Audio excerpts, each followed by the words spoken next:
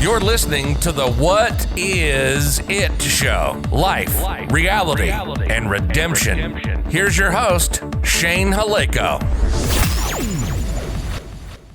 This podcast is meant for mature audiences only. Listener discretion is advised. The story you are about to listen to is a true story, based on events over the last few years. This podcast is being narrated by Frank Perez. Episode 1. My wife and I are both proud parents of 3 children.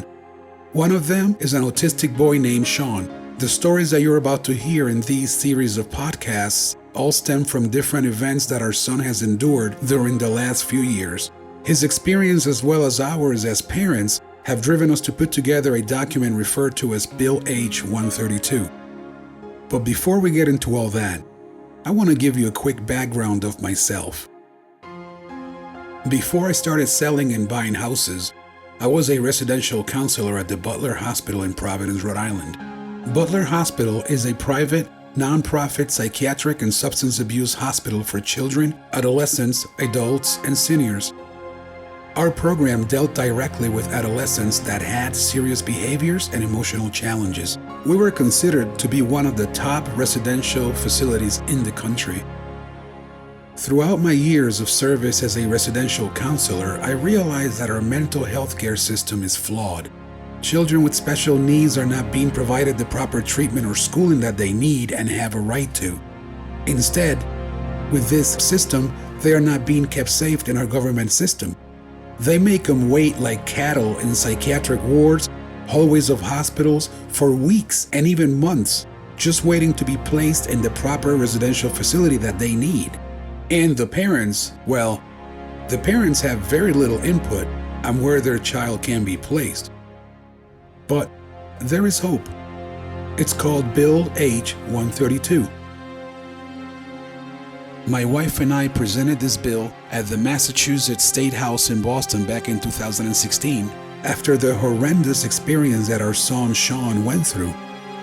It did not pass. We represented this bill again at the State House in 2019, and once again, it did not pass.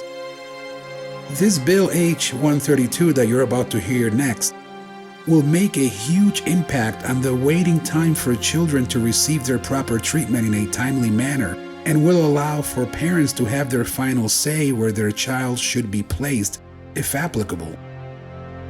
What you're about to hear is the first paragraph of the Bill H-132, which does a great job in summarizing the bill. Bill H-132. Section 1.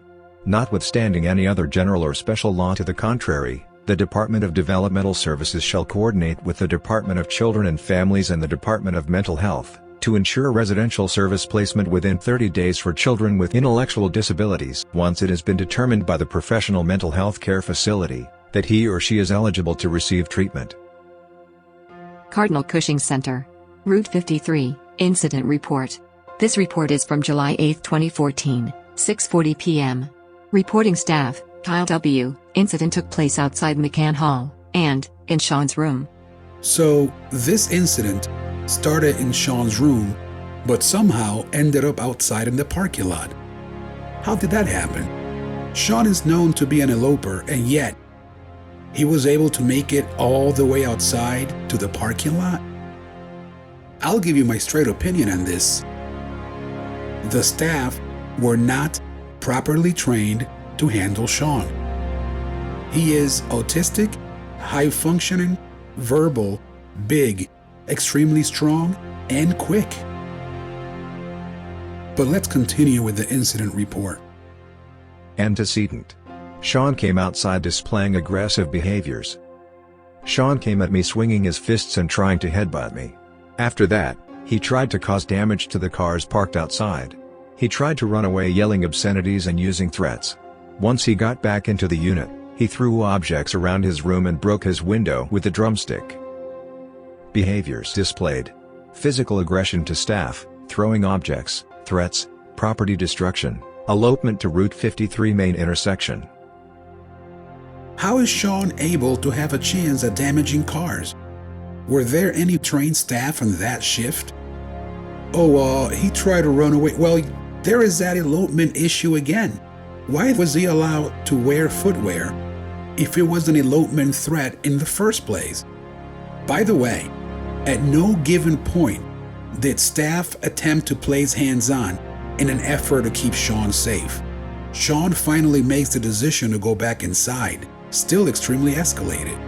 Many times, Shawn was able to elope to Route 53, which is a main interstate section. His ability to make it there to such an unsafe situation just blows my mind. We will cover more of these incident reports. I got 400 of them sent to me when they discharged Shawn back on July 1st, 2016 without following the proper discharge protocol. We, his parents, and the school department should have been receiving these reports each and every time an incident took place. It would have, at the very least, red flagged his file at the school district, which would raise the question, is this program able to keep our son safe? Someone is responsible for not keeping our child safe. Was it the residential program? The school department that made the decision to place him here? A placement decision we did not support, by the way? Or was it the state, DCF? I'm on a watchdog mission, and I will find out. And that is what it is. The details and accuracy of these events are to the best of our knowledge. Any discrepancy in terms of time and/or dates are not intended to mislead the listener. These stories are true and officially documented. Stay tuned to episode 2 of these podcast series.